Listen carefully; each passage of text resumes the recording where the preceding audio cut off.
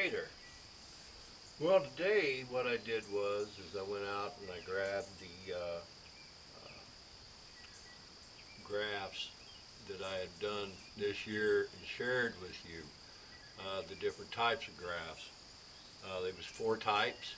We had the tongue and whip, cleft graft, uh, bark inlay, and a new one that I tried this year was the veneer.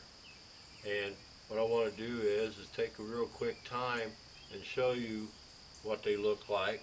I've removed the rubber band and the parafilm for a reveal on all of them. Now this one right here, if you remember right, was the tongue and whip, and you could see the scarring that we got, or callus, and the rubber band was wrapped around here and it was starting to girdle. You can see how that did, real thin right there in the center, and you got growth here and growth here. It girdled, and the rubber band wasn't even on there for 2 months. Look at it from the other side. Cleft graft. Let me go ahead and get this wrapped up real quick.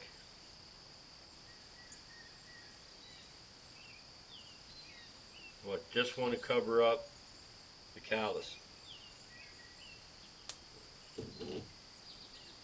the wound, and I'm not going to make it as tight as I did because the union is there. I just want to keep the union fresh as long as possible. And you notice I didn't wrap it up real tight, didn't really stretch the parafilm out that much.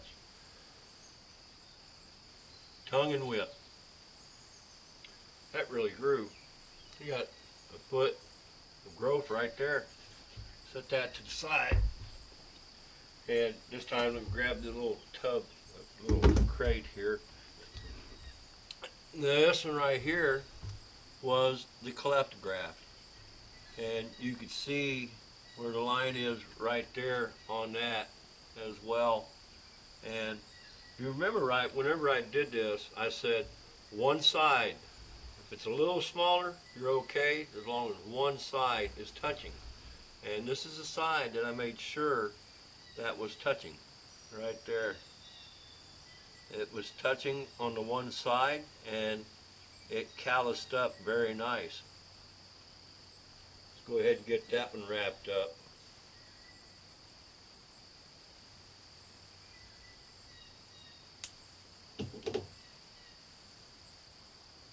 And once again, I'm not making it, stretching that tape out too much. It's just enough to cover that wound. Try to keep it fresh as long as possible.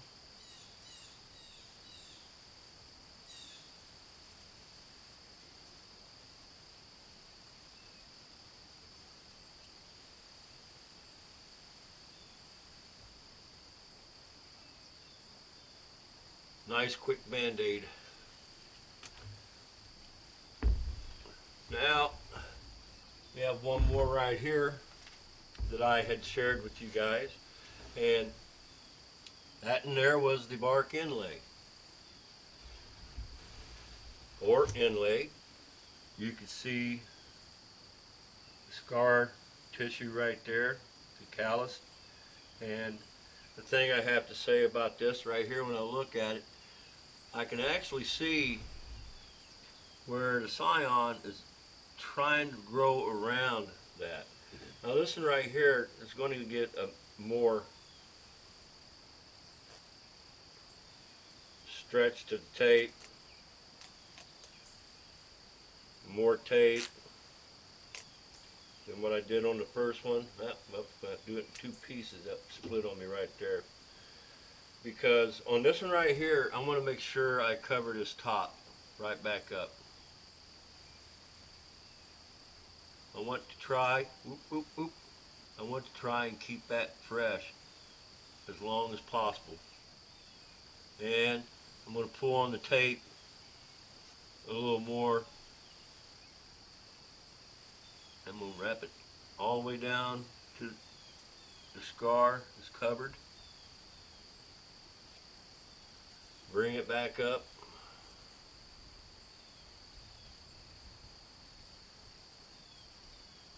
And bring it over top once again. One thing about this parafilm is it's very flexible to work with, and it sticks to itself very nicely. It's like a wax. We'll try to keep that top covered up as long as possible to keep that nice and fresh. Now, one thing I'm going to tell you about bark inlay, you can do a bark inlay on a bigger tree. The thing about it is, you're going to have to stick a piece of rod or bamboo or something down in there, brace the bamboo to the rootstock, brace the scion to the bamboo, because a wind can come and blow and knock that off. And it takes a little while for that to completely heal up and wrap itself completely around to make one solid union. Bark inlay. Now this one right here was one I shared. It was one that I had decided to try, and I had never done this type of graft before, but I wanted to experiment with it and see how it would work. It was the first time I've ever attempted this type of graft. I had contacted Kentucky State University via Messenger on Facebook and asked about this particular type of graft, and they had said they'd never done this particular type of graft on a pawpaw, nor had they known of anybody that did. So I thought, you know what? There's a first somewhere. And I could see where they unified right there and on this side. And if I turn it this way, you could see where I had cut that slither. If you remember right, I had a little slither of bark right there, and I unified them together. Let's get this in here wrapped up.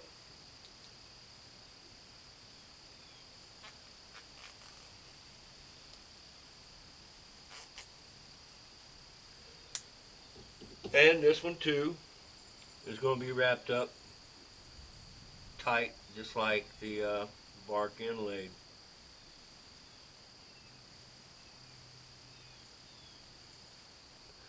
I would have to say that this type of graft is probably very closely related to the bark inlay graft. And the reason being is you're going into the side of the bark. Let me try something here. See if we can get a little force of vegetation. I just twisted that a little bit. And I'm going to put another piece on it.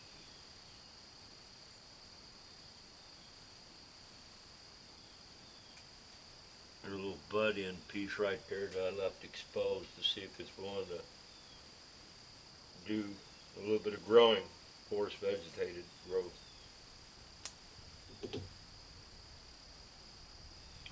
And I'm going to continue to wrap to the top.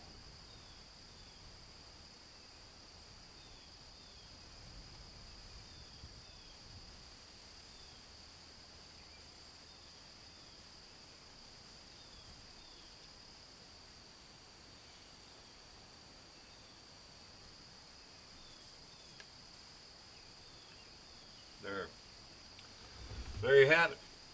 I came up over the top of that and around the scion so moisture wouldn't go down in between the two sticks. But that's a new way of grafting. I'm not crazy about that. I'm not really crazy about that style of grafting, and to tell you the truth, I probably won't do this style of grafting again. It was just more of a, let's check this out scenario. Let's see what it will do. And it didn't do as well as I thought it would. Now there's 4 different types of grafts that I had shared. And I have to say my favorite one of the 4 is the tongue and whip. Tongue and whip is a good graft. You get a lot of contact between the cambium layers of the rootstock and the cambium layer of the scion. There's a lot of contact there. This one right here, the cleft, you get good contact out of that as well.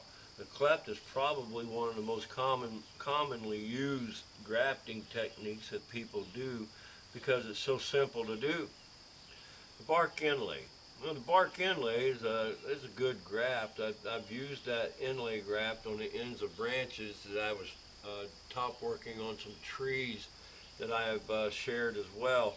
And those bark inlay grafts on the actual trees, they did better generally, except for one, uh, than it did on the rootstock. But I can't take nothing from this because the one thing that I will say about this compared to the other three, once again, this was a root sucker I dug up in March and it was dormant and I treated it like a bare root and planted it, did the rooting hormone and everything, and root establishment probably no, it ain't nothing like these others because these others are all seedlings. They have a lot of root established down in the dirt. This right here, it did not. I just assumed that, well, if it could feed all of what was up there, it could feed that little stick, and it did. It's just taking more time, but it'll do fine. I like that graft. I like it a lot better than I thought I would because, like I said, I was grafting into a poor scenario, but it worked out. Something that I wanted to share.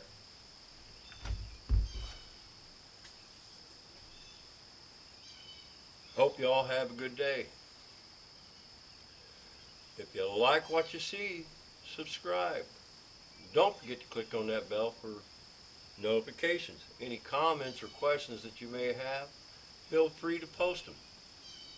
I welcome them. Y'all have a God blessed day.